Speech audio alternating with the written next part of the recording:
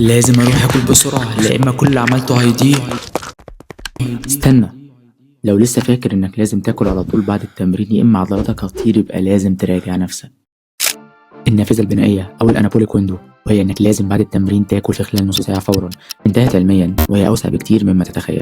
مفيش شك ان وجبة بعد التمرين مهمة جدا ولازم تتاخد بطريقة مظبوطة ومحسوبة، بس مش لازم تتاخد فورا لان عملية تحقيق البروتين الماسل بروتين سينثيسيس بتفضل مستمرة طول اليوم عادي، مش بتقفل الباب عشان ما اكلتش في خلال نص ساعة.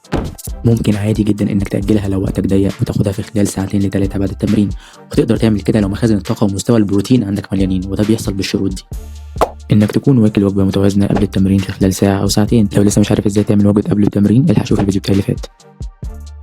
ما ينفعش انك تتمرن وانت صايم بالذات لو لفترات طويلة.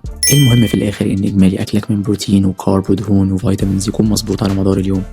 تخيل جسمك زي العربية، لو دخلت التمرين والتانك مليان مش محتاج تمون بنزين، او لما تركن العربية هتفضل ماشية عادي. لكن لو داخل التمرين والتانك فاضي هنا هتضطر انك لازم تاكل على طول. فريلاكس كده وخد وجبتك باستمتاع. قول لي في الكومنتات ايه هي وجبتك المفضلة بعد التمرين وهقول لك رأيي فيها، واعمل فولو عشان تشوف الجزء اللي جاي.